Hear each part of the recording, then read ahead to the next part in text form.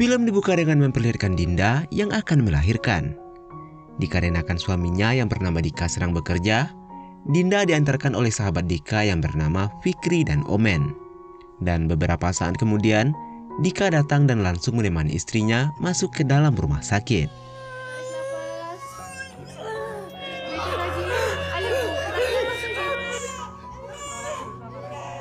Setelah beberapa saat, lahirlah anak perempuan mereka yang diberi nama Dara. Terlihat di sana, raut wajah kebahagiaan menyambut kehadiran buah hati mereka.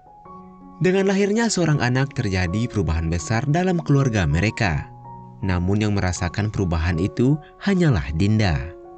Dinda sang ibu muda selalu begadang tiap malamnya untuk menenangkan anaknya yang terus menangis. Dinda juga selalu membangunkan Dika untuk bergantian menjaga anaknya.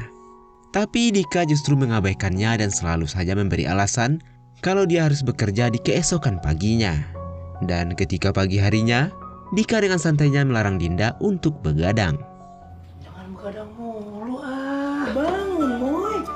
Ini suami mau berangkat kerja bukan? Masa suami pergi kerja yang dilihat istri yang kumel.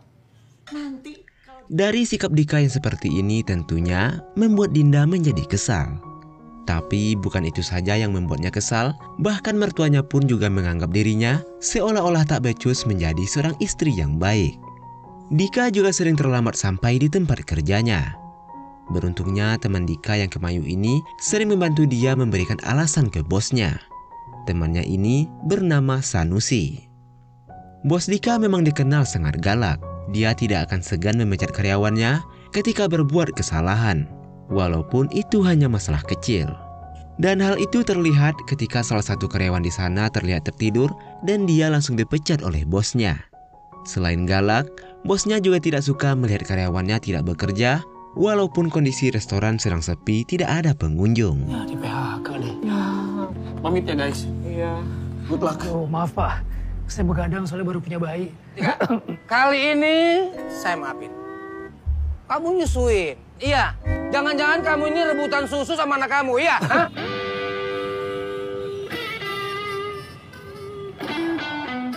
Sore harinya Dika pulang kerja dan sesampainya di rumah bukannya membantu Dinda untuk menjaga anaknya, tapi dia justru mengundang teman-temannya untuk bermain PS di rumahnya. Kebiasaan inilah yang membuat Dinda menjadi kesal karena Dika seperti tidak peduli dengan istri dan anaknya. Dika lebih mementingkan hobinya bermain game bersama teman-temannya. Disinilah emosi Dinda mulai memuncak karena dia lelah seharian mengurus anaknya, tapi Dika justru bermain game bersama teman-temannya.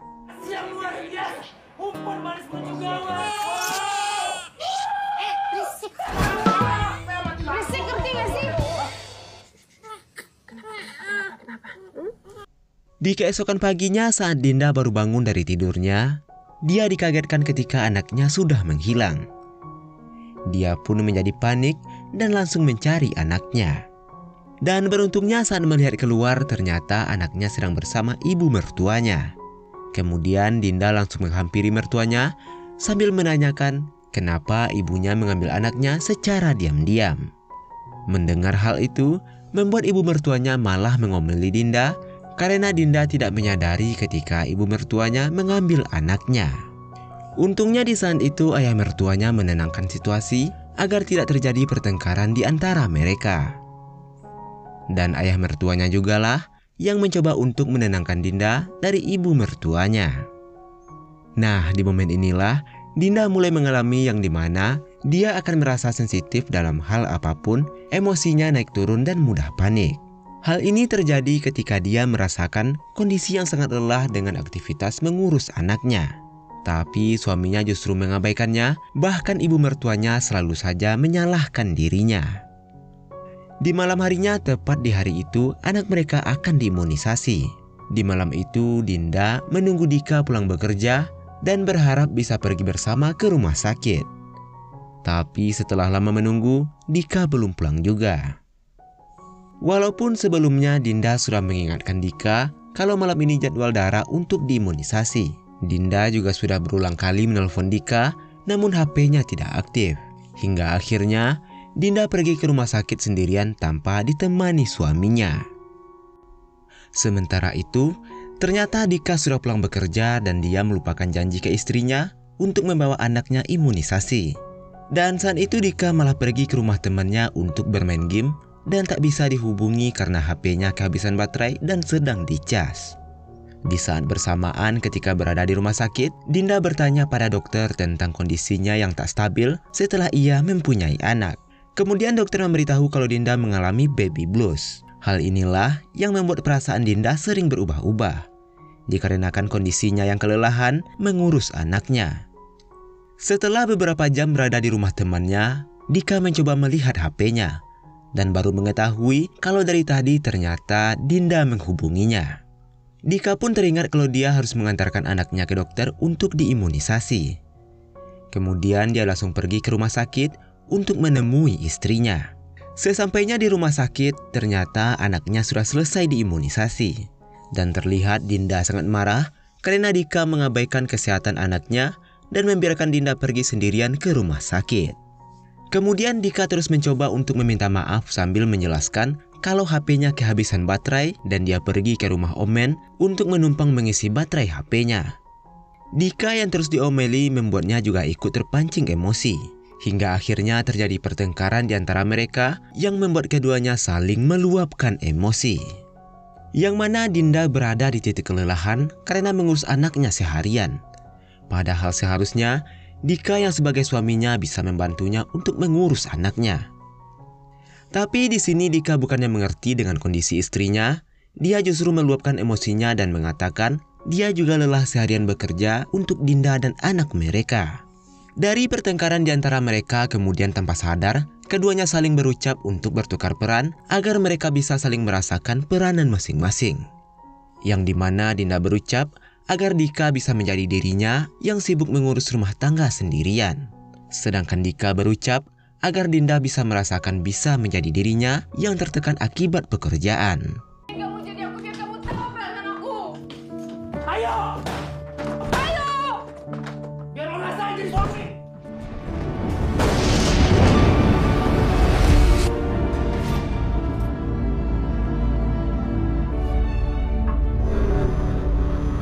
Keesokan paginya kejadian aneh itu terjadi.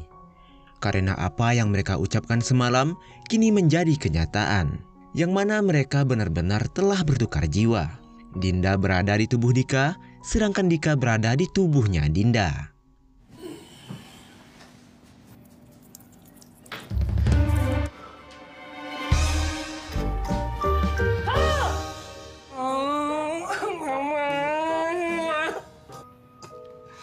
Gak mungkin, Enggak. Tapi beneran. Aku yakin. Hal ini tentunya membuat mereka menjadi panik. Karena mereka tidak tahu harus berbuat apa agar mereka bisa kembali ke tubuhnya masing-masing. Serta mereka juga tidak pernah tahu dan tidak pernah merasakan segala aktivitas yang mereka lakukan selama ini dengan tubuh yang berbeda. Contohnya Dika yang berada di tubuhnya Dinda tidak pernah tahu bagaimana cara yang benar untuk mengurus anaknya. Sedangkan Dinda yang berada di tubuhnya Dika, dia juga tidak tahu harus bagaimana menjalani aktivitas bekerja yang dilakukan oleh Dika selama ini. Akhirnya setelah sedikit tenang, mereka sepakat untuk tidak memberitahu ke orang tuanya Dika. Mereka tetap akan menjalani semuanya dan melakukan aktivitas seperti biasanya. Tapi dari sini keduanya justru menjadi lebih dekat dan bekerja sama untuk saling mengarahkan. Sedangkan Dinda yang berada di tubuhnya Dika, dia harus tetap pergi bekerja walaupun gayanya menjadi lebih feminim. Dika juga mengarahkan Dinda apa saja pekerjaan yang akan dilakukan selama di restoran. Sesampainya di restoran, Sanusi menganggap kalau Dika ternyata sebenarnya Kemayu sama seperti dirinya. Tentunya hal ini membuat Sanusi menjadi senang untuk menggoda Dika. Sorry, emosi. Namun sialnya ketika Dinda berada di tubuhnya Dika, membuat Dika menjadi terkena peringatan oleh bosnya. Karena ketika bosnya meminta Dika untuk lembur, Dinda dengan tegas menolaknya dengan alasan istrinya baru saja melahirkan. Sayangnya bosnya justru tidak mendengarkan alasannya Dinda dan dia tetap diminta untuk lembur. Dinda pun melawan bosnya, tapi sialnya dia justru mendapatkan peringatan SP kedua. Dan akhirnya Dinda terpaksa kerja lembur sesuai permintaan bosnya Dika. Mohon maaf, saya nggak bisa. Istri saya kasihan sendirian di rumah. Kamu tuh kalau dikasih tahu ngelawan aja ya. Ngelawan aja terus ngelawan. Nggak tahu apa. Saya nggak peduli. Salah saya apa, Pak? Kan saya cuma ngungkapin isi hati saya aja. Ya udah. Kalau gitu SP2. Sementara itu Dika yang kebingungan untuk merawat anaknya, kemudian dia menyewa babysitter untuk mengurus anaknya. Dengan adanya babysitter ini, di hari itu Dika menjadi bebas melakukan hobinya bermain game tanpa harus mengurus anaknya. Malam harinya saat Dinda sudah pulang bekerja, kemudian dia memberitahu kalau Dika mendapatkan SP kedua dan juga diskor selama 3 hari untuk tidak bekerja. Setelah itu Dinda meminta solusi agar mereka bisa kembali ke tubuh mereka masing-masing. Kemudian mereka pergi ke tempat Omen dan menceritakan kalau saat ini jiwa mereka sedang tertukar. Awalnya mereka tak percaya, dan setelah dijelaskan panjang lebar, akhirnya mereka percaya kalau jiwa Dika dan Dinda telah tertukar. Lalu Omen menyarankan agar Dika pergi ke dukun agar mereka bisa mengembalikan jiwa mereka ke tubuh masing-masing. Dan keesokan harinya Omen pergi bersama Dinda ke tempat dukun tersebut, berharap bisa mengembalikan jiwa Dinda dan Dika ke tubuh aslinya. Namun di saat itu Dinda tidak yakin dengan dukun tersebut setelah dia melihat cara ritual yang dilakukan oleh dukun itu. Dan Dinda juga merasa jijik jika harus disembur air dari mulut si dukun. Satu penyakitan gimana? Virus nular ke gua dong. Pinter-pinter. Sementara itu ketika Dika sedang bersama Fikri, dia mengatakan kalau ia tak bisa memberikan ASI pada anaknya karena ASInya tidak keluar. Mendengar itu, Fikri pun mempunyai ide dan mengajak Dika ke rumah mantan pacarnya.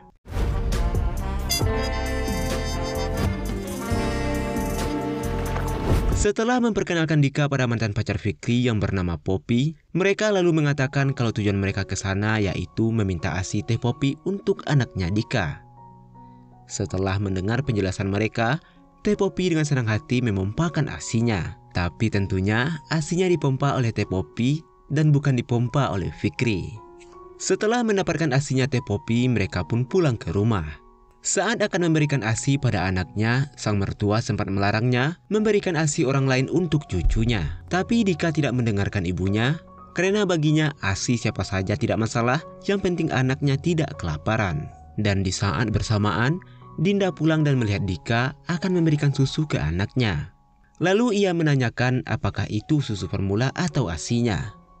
Dengan santainya Dika mengatakan kalau itu adalah ASI dari mantannya Fikri.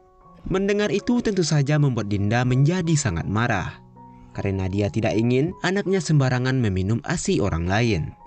Karena dia juga tidak tahu kesehatan dari orang yang memberikan ASI tersebut. Ya aku tahu itu ASI. ASI siapa? Tadi minta sama temennya Fikri. Minta? Aku bilang jangan. Sabar ya.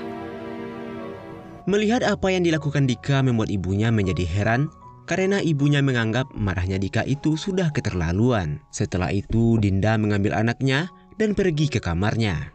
Selang beberapa saat ibu Dika menghampiri Dinda, lalu dia menasihatinya agar sikapnya tidak berlebihan. Karena Dinda sudah berusaha untuk mendapatkan ASI. Di sini ibunya Dika tidak menyadari kalau dia sudah menasihati Dinda. Tapi dari nasihat ibu Dika tersebut, Dinda merasa kalau sebenarnya mertuanya itu begitu peduli dan sayang padanya. Walaupun mertuanya sedikit cerewet dan terlalu ikut campur dengan urusan rumah tangga mereka. Di malam harinya Dika yang berperan menjadi Dinda terlihat kerepotan mengurus anaknya. Dia terus berusaha agar anaknya tidak menangis. Di sini Dinda menyadari kalau sikapnya sudah terlalu berlebihan. Dia menyadari kalau seharusnya dia bisa menikmati momen mengurus anaknya. Dinda juga merasa bersalah karena melihat suaminya ternyata begitu tulus untuk mengurus anak mereka. Di keesokan harinya sewaktu Dinda berada di restoran, tiba-tiba bosnya Dika memanggilnya dan dia diberikan sebuah surat. Setelah Dinda melihat surat itu dan betapa kagetnya dia kalau ternyata dia telah dipecat dari sana. Dinda yang panik. Kemudian dia berusaha untuk memohon ke bosnya agar dia tidak dipecat. Sayangnya bos Dika tidak memperdulikannya dan dia tetap dipecat dikarenakan sebelumnya dia sudah mendapatkan SP 2 kali. Setelah itu Dinda pun pulang sambil menahan tangisnya. Di malam harinya tiba-tiba ibu Dinda datang dan mengatakan pada Dinda kalau dia sudah bercerai dengan ayahnya Dinda. Sambil menangis, ibunya Dinda memberitahukan kalau ayahnya Dinda sudah menikah lagi dengan wanita lain. Dika yang saat itu berada di tubuhnya Dinda bingung karena mendengar orang tua Dinda bercerai. Dia pun berpikir bagaimana caranya untuk menyampaikan informasi ini ke Dinda agar Dinda tidak menjadi stres dan sedih. Setelah kondisinya sudah mulai tenang, kemudian ibunya Dinda berpamitan dan langsung pergi dari sana. Dari kejadian ini membuat keduanya mempunyai berita buruk dan berat untuk disampaikan, yang dimana Dinda tidak ingin menyampaikan kalau Dika telah dipecat. Sedangkan Dika takut menyampaikan kalau orang tua Dinda sudah bercerai dan ayahnya menikah lagi dengan wanita lain. Namun hal itu akhirnya terbongkar ketika ibunya Dika memberitahukan kalau orang tua Dinda telah bercerai. Mendengar itu membuat Dinda menjadi kaget. Lalu dia langsung mengemasi barang-barangnya karena dia ingin pulang ke rumah orang tuanya. Dika yang mencoba menahan Dinda agar tidak nekat pulang di malam hari, ia pun menjadi marah. Karena dia tidak diberitahukan kalau orang tuanya telah bercerai. Merasa kecewa dengan Dika, Dinda tetap memaksakan diri untuk pulang ke rumah orang tuanya. Dan sebelum Dinda pergi, dia mengatakan kalau Dika telah dipecat. Setelah itu Dinda pun pergi dari sana. Dan sesampainya di rumah, ibu Dinda kaget ketika melihat Dika yang datang sambil membawa anaknya. Kemudian sambil menangis, Dinda menjelaskan kalau sebenarnya dia adalah Dinda yang jiwanya tertukar dengan Dika. Awalnya sang ibu tidak percaya kalau yang datang itu adalah Dinda. Namun setelah dijelaskan, akhirnya sang ibu percaya kalau yang datang memang benar itu adalah anaknya. Beberapa saat kemudian Dinda dibuat bingung karena anaknya terus menangis. Sang ibu mengatakan kalau cucunya mungkin sedang lapar. Ibunya segera pergi ke minimarket untuk membeli susu formula agar anak Dinda tidak kelaparan. Dan setelah ibunya pulang, Dinda langsung memberikan susu itu pada anaknya. Di pagi harinya lagi-lagi Dinda dan ibunya dibuat panik karena anaknya tak berhenti menangis. Lalu Dinda menjelaskan kalau sebelumnya dia memberikan susu ke anaknya dan beberapa saat kemudian anaknya muntah-muntah. Ibunya yang khawatir kalau nanti terjadi apa-apa dengan cucunya, lalu dia menyuruh Dinda untuk membawa anaknya ke rumah sakit. Setelah itu Dinda langsung menghubungi Dika dan memberitahukan kalau Dara tiba-tiba sakit dan sekarang dia akan dibawa ke rumah sakit. Sesampainya di rumah sakit, dokter menyarankan agar anaknya segera diberikan ASI. Tapi Dika mengatakan kalau ASI-nya tidak keluar. Dokter pun mengatakan kalau susu formula juga tak apa-apa agar anak mereka tidak dehidrasi. Namun di saat itu, ibu mertuanya langsung mengatakan kalau sebelumnya sudah diberikan susu formula. Dan setelah itu, anak mereka menjadi kejang-kejang. Dokter pun menjelaskan kalau itu bukanlah disebabkan oleh susu formula. Namun dokter menyarankan saat ini Dara harus segera diberikan ASI. Setelah dokter pergi, Dika marah-marah pada Dinda karena ia telah memberikan susu formula. Padahal sebelumnya, Dindalah yang melarang Dika untuk memberikan susu formula pada anaknya. Dinda yang merasa itu kesalahannya, kemudian dia pergi keluar untuk menenangkan diri. Dan ketika dia berada di luar, ayah mertuanya menghampirinya. Ayah mertuanya yang menganggap Dinda adalah Dika, kemudian ayahnya meminta maaf atas perilaku ibunya ke istrinya selama ini. Memang ibu Dika orangnya cerewet, tapi bukan berarti ibu Dika tidak sayang dengan mereka. Justru ibu Dika sangat peduli dan sayang dengan Dinda. Setelah itu ayahnya mengatakan agar Dika tidak marah-marah ke Dinda atau ke ibunya. Lalu ayahnya pun meninggalkan Dinda sendirian yang duduk di sana. Dinda yang mendengar semua perkataan mertuanya lalu tersadar kalau selama ini emosinya terlalu berlebihan ketika dia merasa lelah. Dinda juga tersadar kalau sebenarnya Dika itu sangat peduli dan sayang pada dirinya dan juga anaknya. Tapi memang sifatnya yang cuek dan seperti anak-anak seolah-olah membuatnya tak peduli pada mereka. Namun setelah dia merasakan menjadi sosoknya Dika, akhirnya Dinda mengerti keadaan Dika selama ini yang berjuang untuk dirinya dan juga anaknya. Setelah menyadari kesalahan-kesalahannya, lalu Dinda menghampiri Dika untuk meminta maaf atas semua sikapnya selama ini. Dia menyampaikan kalau sebenarnya dia takut dengan keadaan yang dimana orang tuanya bercerai dan anaknya sakit. Serta dia juga takut kalau nanti tidak bisa hidup normal kembali. Tapi beruntungnya Dika memakluminya dan dia juga meminta maaf kalau ternyata selama ini dia seperti tak peduli dengan keadaan Dinda. Dika juga mencoba untuk menenangkan Dinda dan berharap jiwa mereka tertukar kembali. Namun jika itu tidak terjadi, setidaknya dia akan tetap selalu berusaha untuk menjadi yang terbaik dalam keluarganya. Setelah itu, mereka pun tertidur.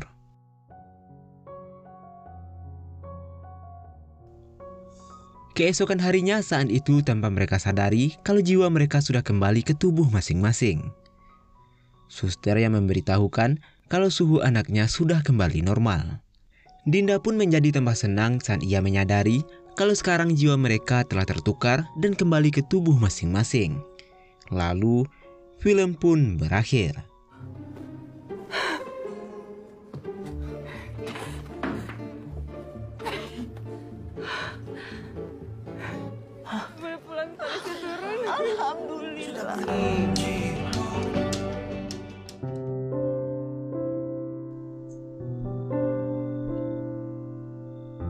Dan itulah cerita dari film yang berjudul Baby Blues yang dirilis pada tahun 2022.